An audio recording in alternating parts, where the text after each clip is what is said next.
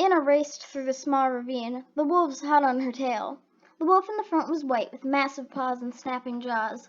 "Come back here," the alpha snarled in a garbled, saliva-filled tone. Anna saw rabbits fleeing from the wolves too, but beyond them was a cliff for her to jump on. There! She ran faster than she had ever run before. The wind rushed past her as she used all her strength to leap onto the plateau. The wolf snarled behind her as she walked away, aware that the wolves would leave since they couldn't jump that high. She saw the ravine expand into a stretch of hills and rivers. It would be perfect for her cubs. She looked around for a nice cave and saw a huge tree raised above the entire plains, and beneath it was a small grass-filled cavern, perhaps another lynx's. She climbed into the hill and looked into the den. It was filled with smooth rocks and leaves, and even a few rabbit bones. In the center was an elk skull. She wondered if she should look for something else, as this looked like a wolf den, but the wolf scent was very stale. "I guess it'll do," she said, climbing inside and preparing her body for the birth of her cubs. By the end of the night she had 4 cubs: Boba, who was white; Ker, who was red with black and white speckles; Solda, who had the same pattern as Ker, but instead of red fur she had a glossy light brown pelt. Then there was Vavi. Vavi had a blackish brown pelt with little black spots. Ker's eyes blinked open. She licked his head. In response, the red cub mewed loudly and tucked his head under his paws.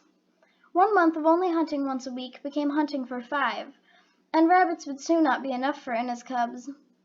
"Okay, little ones, today I'll take you out into the plains." "Why? It's not safe out there," squeaked Solda. "Well, you have to leave the den sometimes, otherwise your life will be pretty boring. Besides, once I'm gone, you'll all need to know how to hunt for yourselves." "I suppose that's true. But where are we even going?" asked Vavi. "Well, first we'll explore just outside of our den. Then we'll go to the lake, and then the tundra. Then finally we'll come back home once winter and autumn comes." "Wow, are we going to see all that today?" asked Bova with a look of amazement on her face. "No, Bova," Anna said with a hint of humor. "It'll take a year, and you'll all be old enough to hunt by the time you leave me."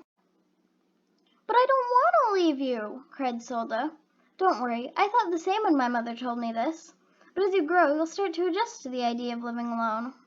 "I guess," Solda whimpered, looking down. "Anyways, we need to leave now so that we can be at the lake by tomorrow. I want you all to learn how to scent for today." The 4 cubs climbed out of the den. Their anxious looks turned into amazed open-mouthed gapes. "I told you it'd be wonderful," Ker said as he nudged Bova. "Well, to be fair, Mother always said that there were dangerous hawks, bears, and foxes that would snatch us up," Bova said, holding her head high. "There are, but not as many as you probably imagined," Anna said, licking Bova's head. "Bears are very rare, and I've only seen 1 bear in my life, and it didn't try to hurt me." Anna was talking about her friend Little Bear. Memories of floods and wolves and the fox that had killed her brother Red danced in the back of her mind. She hoped that nothing like that would happen to her cubs. There would be no floods or wolves. "Okay, Ker, what do you smell?" Ker sniffed the air and said, "I smell a swamp, an ugly swamp." Anna chuckled. "Yes, there's a swamp nearby. We won't go there, though. There's a deadly, rot-filled water that nobody should ever drink from. Ever." This went on for a while. Bova smelled a rabbit and Solda smelled the ocean scent from the tundra. Then came Vavi's turn. "Okay, Vavi, what do you smell?" asked Anna. "I don't know. It smells like some kind of bird. Or maybe fish? I don't know." Anna sniffed the air and her fur stood on end as she recognized the harsh smell. It was a hawk. "Come on, little ones, we need to get to the trees," Anna screeched as she saw the hawk circling above. The 5 lynxes ran, but since Bova was smaller and the runt of the litter, she tripped and fell. In that same heartbeat, the hawk dove down to snatch Bova in its long, curled talons. "Bova!" Anna screeched as she leapt for the hawk. It was a young hawk, and it struggled to carry Bova up into the air. Anna snagged Bova's pelt and fought to bring the hawk down to the ground. It screeched in protest as Bova wailed.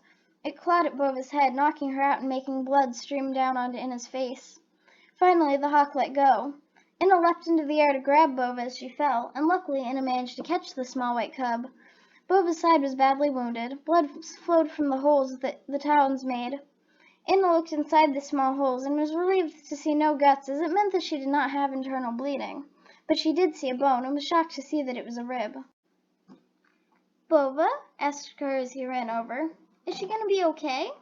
Anna nudged the small cub. No response. She nudged Bova again. There was still no response. Bova, wake up! You need to fight! Bova's eyes were wide open, in a permanent state of terror. There was no way she was alive. Solda ran over, with tears in her eyes, nudging Bova until the limp cub rolled over. Inna saw something on Bova's head, and to her horror she saw it spilling out slightly. She tucked her cubs away so they wouldn't see Bova's insides or whatever the thing was spilling out. She didn't need one dead cub and 3 traumatized cubs. Come on, little ones. We must leave her. But we will see her again soon, Inna whispered as she picked up Kerr and walked away. No, let me stay with her, Kerr said, trying to get away from Inna. Tears stung Inna's eyes as she said, We need to go to the lake now. Vavi and Solda followed their mother sadly. The next day, Inna and her 3 cubs walked down the sloping hills towards the lake. She knew it would have less hawks. Okay, cubs, today I'm going to teach you all the hunting crouch. Look over there. Do you see those elk? We're going to hunt them. Okay, whimpered Kerr. Kerr had taken Bova's death the hardest, and Inna had to force him to eat food. She hoped he would be okay. I can't believe it, Vava said happily. I can't believe we get to hunt those when we grow up. I know. When I was a cub, my mother showed me what an elk was for the first time. It was so wonderful, Inna said as she remembered all those times way back in her cubhood. She had become a great hunter by the time she found her way back to her mother. Inna stalked closer and closer. She leapt for the elk's heels but missed. Her aim was slightly off, and the elk began sprinting away. Inna ran into the side and herded them towards a wall. Mama, help! Screamed a voice from a patch of bushes. Inna turned her head just in time to see a fox leap on top of Vavi. The fox ran when it saw Inna bounding towards it. Vavi was weighing it down. Vavi, hang on, Inna called as she gained speed on the fox. The fox yelped as Inna leapt onto it and thrust her head into the fox, making it skid on the wet ground. The fox scrambled to stand up, but Inna bit its neck and shook it, making it fall on the muddy, wet ground. Inna bounded over to Vavi, terrified that she had just lost another cub. What if she had? How would she ever survive if she had lost all her cubs so fast? Vavi had bite marks and a sharp cut wound on her leg that would scar, but she was trembling and alive. Don't worry, Vavi, I'll carry you, whimpered Inna. Mama, it hurts so much. Please help me, cried Vavi. I'll do my best. You won't die like your sister. Solda and Kerr ran over to Inna. Their tiny forms were shaking and trembling. Will she be okay, Mama? Solda asked in a shaky voice. I hope so, and I'll do my best to protect her. A few days later, Vavi was doing much better. Inna checked her wound every day to make sure it didn't get infected, and so far it had not gotten hot. Okay, cubs, it's summer now, so we'll travel to the tundra while it's warm, Inna said cheerfully. Okay, Mama, squeaked all the cubs. Inna knew that the tundra was the home of wolves, but her cubs needed to learn about it in case they had to travel there with their cubs. Inna carried Vavi because her leg was still badly scratched, and she couldn't move fast. Soon, Inna found this fallen tree that they would use to cross us to get to the tundra. Mama, what's that smell? Kerr said, scrunching his nose. That's the ocean. The ocean is a huge body of water with salt in it. It's very dangerous to drink. Why would anyone even want to drink from an ocean? Rivers are so much better, Solda chirped happily. I've never known someone who wanted to drink from an ocean. I do remember that fish live there, though, Inna said, looking down the hill to the tundra. Inna and her cubs ran down the slope and saw that there were many plateaus that they could get away from danger on, especially wolves. Inna hunted an elk and her cubs ate happily, but as the sun set, new dangers presented themselves. A white wolf followed by 7 gray wolves came into the clearing, snarling and snapping their huge muzzles. Little cubsies, ha ha ha, the alpha wolf said in his usual saliva-filled voice. Ha ha ha, you won't escape us this time, Mama, said the wolf closest to the alpha. Run, she said, bolting away from the wolves towards the nearest plateau. But then she remembered that Vavi couldn't walk. Mama, help me, Vava called as the wolves circled her. Inna turned just in time to see Vavi's stomach being slit open by the alpha wolf's cruel black claws. Vavi! Inna screamed from the top of the plateau. How did she forget Vavi? It was all her fault. Mama, help her! Kerr screeched as Solda turned her head to avoid the gory scene. I can't. It's too late for Vavi now. No, save her! Kerr yelped. Tears welled in the back of Kerr's eyes. Kerr, we need to leave. I know we've only been here for a few days, but we need to leave. The wolves are far too dangerous. We'll go to the mountains now. Tears welled in Anna's eyes as she looked back at the retreating wolves. All that was left of Vavi was a bloody scrap of bones. Anna lifted Kerr up. He didn't want to leave his sister, and Anna understood why. But she couldn't let Kerr's grief kill him too. Solda shuddered, tears in her normally bright eyes. I guess we should go now, Kerr. If we don't, then we might die too. That finally won Kerr over. Not that he actually had a choice anyway. Okay, I guess we should go now. Goodbye, Vavi, Kerr whimpered, turning back to the bloody scrap. Anna picked up Kerr, tears still spilling from her eyes as she looked back at the remains of her little cub. Solda followed Anna as they headed up the slope that went in huge ridges above cloud level. The mountains. Is she with Bova now? Solda suddenly asked. Yes, little one, and eventually you'll all join her, sometime in the very far future, she added hastily. Kerr whimpered and clung to Anna's chest fur. But I want to see her now, he cried. Time will pass quickly, and when it does... She was interrupted by a huge growl. Anna looked up and met face to face with a huge white bear, a polar bear. Anna snarled at it, telling her cubs to get behind her. She didn't know if she could fight a bear. Those claws would haunt her nightmares, but she had to try. Anna leapt at the bear, taking it by surprise. She latched onto its back, but it managed to shake her off. Mama, Kerr said, trying to run over to her. Stay back, Kerr. It's still there. The bear roared and slashed at Anna's leg. Anna couldn't do anything but lay there and yelp in pain. Suddenly, she heard another roar. Something about it was familiar? No, it couldn't be. Little bear? She asked, standing up. The big brown bear was clawing at the polar bear. It was a close fight, but the polar bear gave up and retreated. Anna, what are you doing here? Little bear asked, confused. I was showing my cubs the different biomes, she said, nudging Kerr and Solda to come forwards. Your cubs? I always knew you'd be a great mother, Anna. Anyways, are you going to the mountains now? I'm not a great mother, Anna whispered to nobody. Yes, we want to see the Northern Lights and celebrate their teenhood. But we will go back to the plains when we're done looking. Ah, that's good. I've dreamed of seeing those lights. That's where I'm going. So maybe we can tag along? That would be a great idea, Anna said, figuring it would be a good way to cheer up. And so they all set off towards the steep ridge mountains.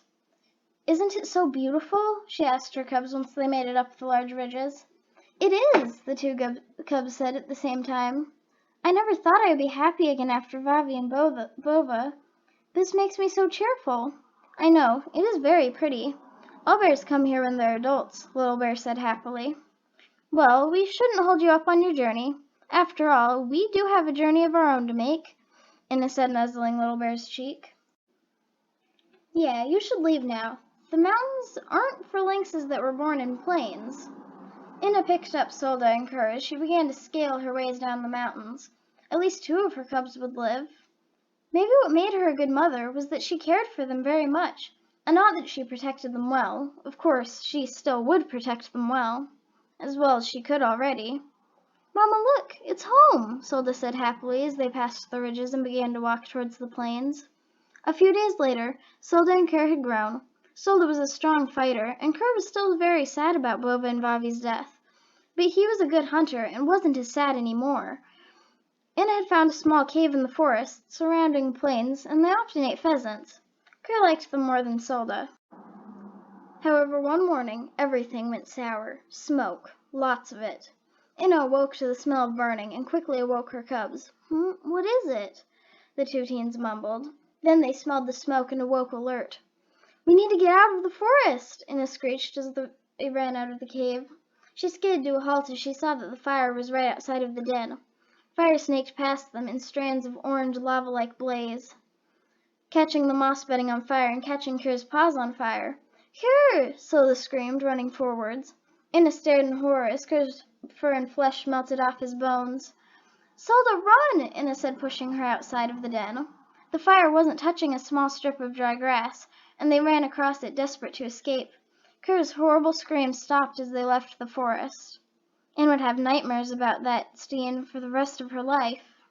Kerr's dead, Anna said, shaking. But we were so close. Go now, Anna whispered. But what did I do wrong? Solda asked, taking a step back. Just go. I don't want you to die like the others died. You're old enough to leave now. Solda ran over to Inna, pressing her nose up against Inna's fur. Oh, but I'm gonna miss you so much, Mother. I know, I'll miss you too. But it's time for you to leave, Solda. I guess it is. But I'll see you again eventually. Don't worry, Mama. With that, Solda sprang into the bushes, not waving goodbye as she left. Inna let her tears flow as she went back to her home. It was so vast and empty without her little cubs running around, but she knew she had done the right thing by sending Solda away. Inna slept in the den, remembering when she had first had her little cubs. When she awoke, the spirits for some reason had come down from the sky, and her leg no longer hurt. She stood up and followed the spirits. She felt herself getting closer and closer to the final one, and when she did, she saw a slope leading down. Nearly 100 fireflies floated around the clearing, and in the center, coming closer, was an orange shape, a lynx. Mother, it is your time, Kerr said as he approached Inna. Vavi and Bova came behind him, and Inna wanted to run over to nuzzle her cubs. A single, not glowing spirit came down in front of her. Touch it, and your new life in the stars will begin, Kerr said, nosing it over to her. Inna put her head in line with the star and felt her spirit leaving her body. She awoke in a grassy meadow with many lynxes lounging about, eating prey, sunbathing on rocks. But most importantly, Red was there, running over to meet her. I watched you with your cubs. You were a good mother. Bova and Vavi really liked playing with me, and they said that you were very brave. I missed you so much, Red. Is Mother here? Of course I am, Minnow said, gliding down to greet Inna. Mother, Inna said, running over to nuzzle Minnow's cheek. And in that heartbeat, Inna knew that she would have her whole family up here with her eventually. This was where she belonged now.